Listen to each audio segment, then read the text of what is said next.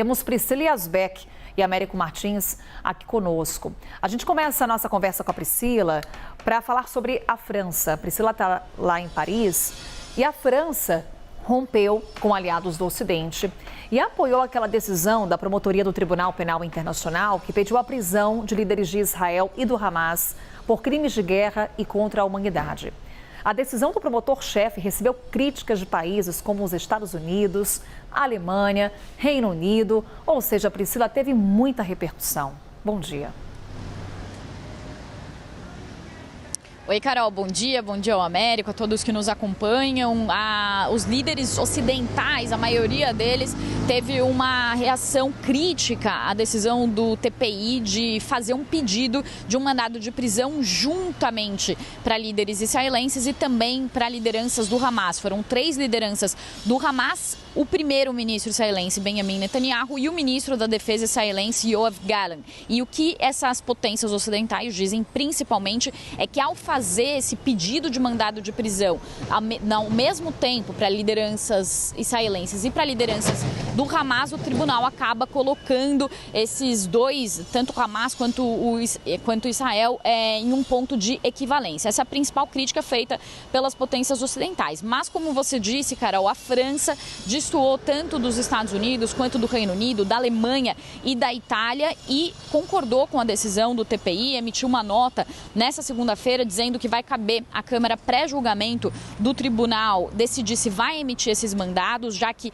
esse foi um primeiro passo feito pelo promotor-chefe do TPI. Agora essa Câmara pré-julgamento vai analisar se de fato vai dar vazão a esses pedidos de mandados de prisão e existem inclusive especialistas que dizem que isso poderia levar algum tempo se de fato for acontecer, mas fato é que a França então se manifesta favoravelmente a essa decisão e também disse o seguinte nesse comunicado, que a França apoia o Tribunal Penal Internacional, sua independência e a luta contra a impunidade em todas as situações. E também disse que Paris alerta há muitos meses para a necessidade do cumprimento estrito das leis humanitárias internacionais e também citou o nível inaceitável de vítimas civis na faixa de Gaza, destoando de uma visão menos crítica, digamos assim, de outros países. Só para finalizar, os Estados Unidos também se manifestaram. O presidente Joe Biden disse que essa é uma decisão ultrajante. Também o secretário de Estado americano se manifestou, falou que os Estados Unidos rejeitam fundamentalmente essa decisão do TPI, mudando um pouco a postura que já vinha sendo um pouco mais crítica dos Estados Unidos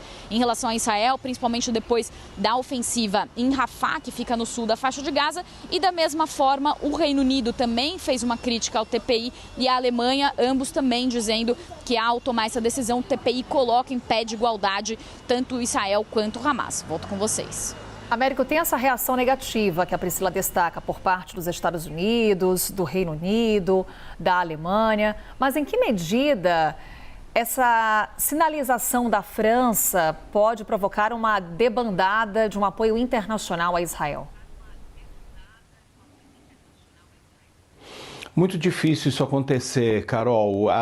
Os principais países do Ocidente, Estados Unidos, União Europeia, aqui o Reino Unido, vão continuar muito próximos de Israel.